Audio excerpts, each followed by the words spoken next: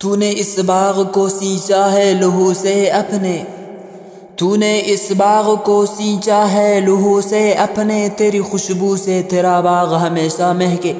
صدر محترم اور حاضر محتشم، جیسا کہ آپ سب جانتے ہیں کہ قائد اعظم محمد علی جناح آسمان سیاست ہند کا وہ روشن ستارہ ہے جو بر صغیر پر 72 سال تک طلوع رہا، جس کی روشن کرنیں آج بھی پاکستان کی صورت میں اس عالم کو منور کر رہی ہے۔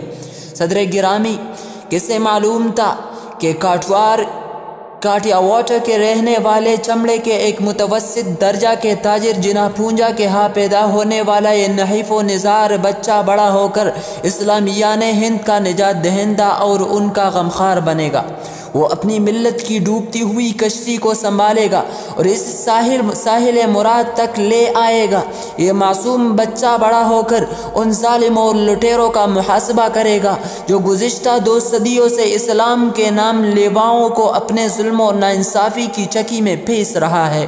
اصحاب بصیرت محمد علی جناح بعد میں جناح کہلائے اور پھر اسلامیان ہند کے کروڑوں مسلمانوں کے قائد اعظم بنے۔ ان میں سیاسی رجحان تو لندن میں زمانہ طالب علمی کے دوران ہی پیدا ہو گیا تھا، مگر ہندوستان آ کر ایسی اقتصادی و مالی دشواریوں سے دوچار ہونا پڑا کہ سیاست کا تصور بھی نہیں کر سکتے تھے۔ لیکن جب حالات ذرا سازگار ہوئے، مالی دشواریوں کا بوجھ کم ہوا اور نسبتاً سکون و آرام میسر آیا تو آب کا دبا ہوا جذبہ پھر ابھرا اور رفتہ رفتہ جناح نے سیاست میں حصہ لینا شروع کر دیا۔ اب اندھیروں کا تسلط ہے یہاں، اب اندھیروں کا تسلط ہے یہاں، روشنی بن کر گزرنا چاہیے۔ صدر ذی وقار، یہ دور اندھیروں کا دور تھا، روشنی کی کرن کہیں بھی نہ تھی۔ مسلمان سامراجی طاقتوں کے شکنجے میں جکڑے ہوئے تھے، آزادی کا سویرا ابھی بہت دور تھا۔ نوجوان بیرسٹر محمد علی جناح، جسے دنیا قائد اعظم کے نام سے جانتی ہے، اب بمبئی کا یہ نوجوان بیرسٹر جہاں عدالت کے کمرہ میں اپنی بیاحت بیان اور طلاقت اللسان کے جوہر دکھاتا تھا، وہاں کانگریس کے اسٹیج پر ایک بلند خطیب اور پرمغز مدبر، ایک شعلہ مقال مقرر، ایک بے باک سیاستدان کی حیثیت سے اس کے جوہر کھلنے لگے۔ وہ کانگریس کے پلیٹ فارم پر شیر کی طرح گرجتا اور بلبل کی طرح چہکتا تھا۔ اس کے پرزور کلام کی دھوم مچ گئی، اس کے دلائل کے آگے بڑے بڑوں نے سر تسلیم خم کر دیا۔ خوف کی شب میں ہونٹ سینے سے مرنا بہتر ہے ایسے جینے سے۔ صدر عالی منصب و سامعین والا نصب، یہ نوجوان اپنی اندر ایک عزم و حوصلہ رکھتا تھا۔ وہ خوف کی اس تاریک شب میں ہونٹ سینے سے مر جانا بہتر سمجھتا تھا۔ وہ جب گرجتا تو لوگ دم سادے اسے سنتے، وہ دعوادار تقریر کرتا تھا، معرکۃ الآراء تجویز پیش کرتا تھا، مفاد ملکی و ملی سے متعلق تجاویز کی تائید کرتا تھا۔ اس کی مقبولیت اور ہر دل عزیزی میں ساعت بساعت اور لمحہ بلمحہ اضافہ ہوتا رہا۔ صدر گرامی، اب جناح کی محبوب شخصیت عوام میں روشناس ہونے لگی تھی۔ وہ 1908 میں سپریم امپیریل کونسل کے ممبر بلا مقابلہ منتخب ہو گئے۔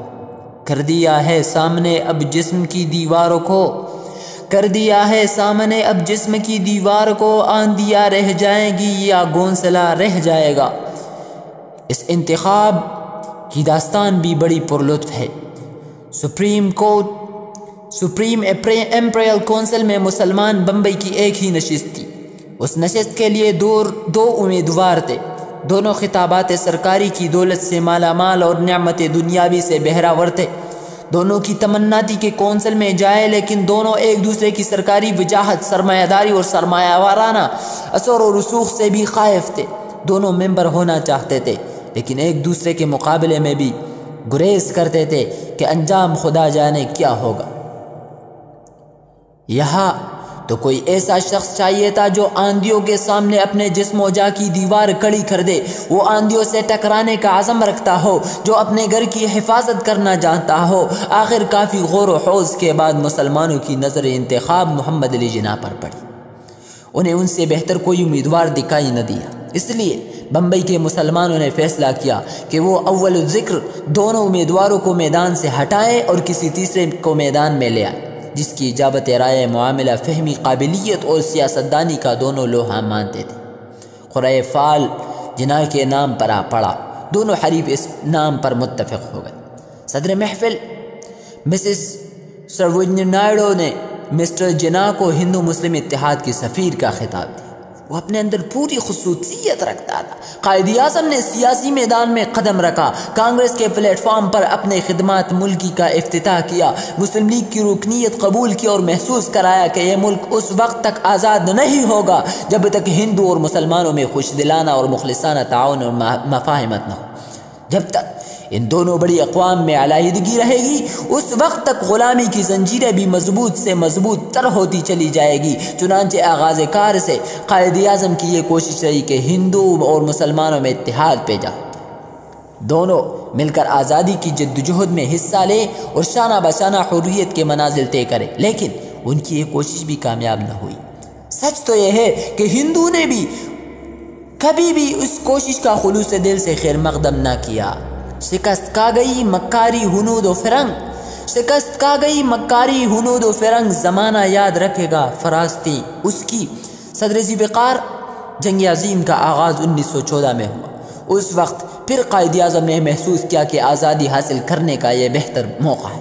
اگر اس وقت ہندو اور مسلمان متحد اور متفق ہو کر حکومت کے سامنے اپنا مطالبہ حریت رکھے تو وہ نظر انداز نہیں کر سکتی۔ اسے مجبور ہو کر ہندوستانیوں کو متفقہ آواز سننا پڑے گی اور اس پر کان دھرنا پڑے گا اور ان کا متحد و متفقہ مطالبہ ماننا پڑے گا۔ اس مقصد کے پیش سبب جب کانگریس کا اجلاس ہو رہا تھا، قائد اعظم نے کوشش کی کہ مسلم لیگ کا اجلاس بھی یہی منعقد ہو تاکہ ان دونوں بڑی جماعتوں کے لیڈر آپس میں بیٹھ کر ایک رائے عمل تلاش کر لے جو سب کے لیے قابل قبول ہو۔ کانگریس کے خلاف مسلمانوں کے دل میں بدظنی تھی۔ وہ کانگریس کی روش سے بیزار تھے۔ وہ کانگریس سے بوجہ مخصوص و معلوم دور رہنا چاہتے۔